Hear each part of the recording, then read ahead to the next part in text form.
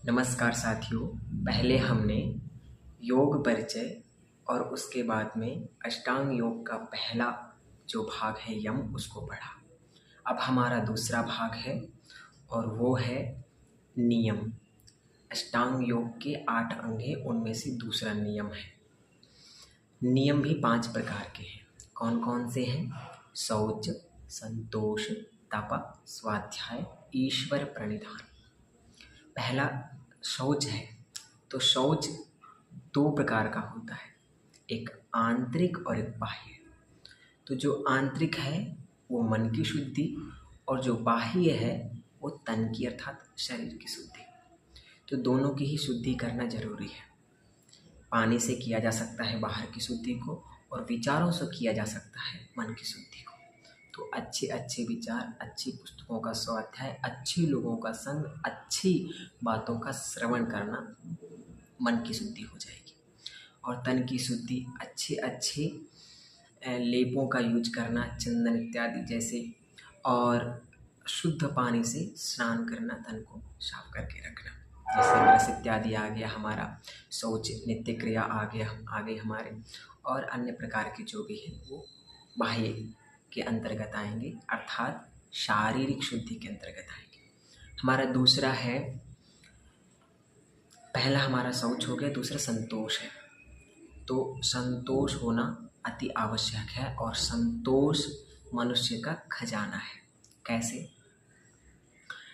संतोष अनुकूल प्रतिकूल कैसी भी परिस्थिति में यदि हम संतुष्ट रहते हैं तो हमारे लिए ही बेनिफिट है। तनाव नहीं होगा, हम तनाव से मुक्त रहेंगे, चिड़चिड़ापन नहीं होगा और हम लंबी आयु को जी पाएंगे। यदि संतोष रहेंगे तो, संतोषजनक तरीके से रहेंगे तो हमको बहुत बेनिफिट होने वाला है। जैसे कि एक छोटा बच्चा है, घर पर मम्मी ने तो रोटी बनाया, बहुत सारी बनाई, मगर लास्ट में उसको भूख लगी दोबारा या तीसरी बार और एक ही रोटी बची। वो बोला मेरे को 2 खानी है।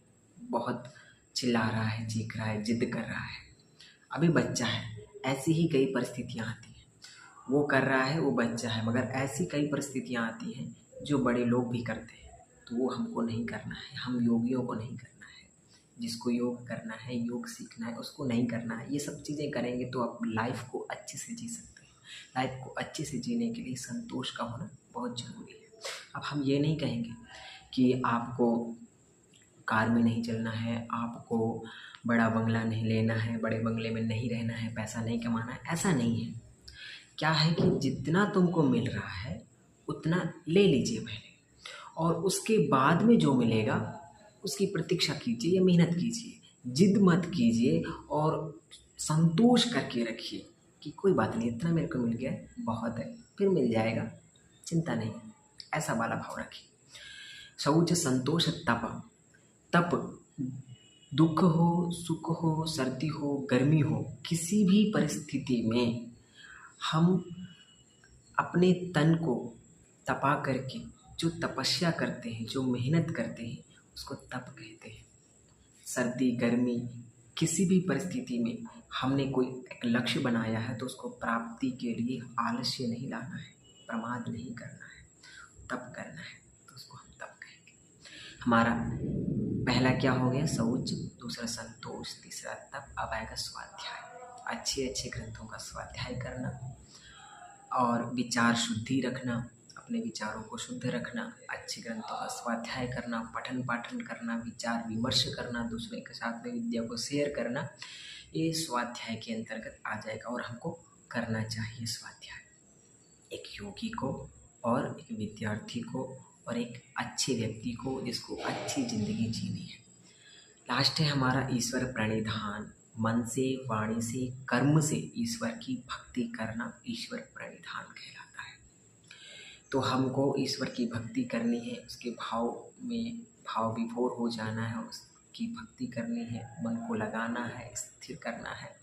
और ईश्वर का जप करने से, उसकी भक्ति करने से हमको जो आनंद की प्राप्ति होती है ना, वो किसी आनंद से मेल नहीं की जा सकती, अर्थात मेल नहीं खाती। तो हमको ईश्वर का ध्यान भी करना चाहिए। जैसे कि हम ऐसे भी कर सकते हैं, और ईश्वर को हम अपने सारे कार्यों को भी समर्पित करते हैं कि हे ईश्वर, तूने ही ये सारे कार्य किए हैं, तेरी वजह से ही मैंने ये धन धान्य जो भी प्राप्त किया है तेरी कृपा है। जैसे गीता में भी आया है, कर्मण्येवाधिकारस्ते मा फलेषु कदाचन, अर्थात कर्म पर मेरा अधिकार है और फल पर ईश्वर के ऊपर छोड़ देते हैं, वो देगा। तो ऐसा भाव रखना चाहिए। तो आज हमने नियम, जो अष्टांग योग का दूसरा जो अंग है वो नियम, उसको हमने देखा। हम नेक्स्ट वीडियो में देखेंगे आसन को। तब तक के लिए बने रहिए। धन्यवाद।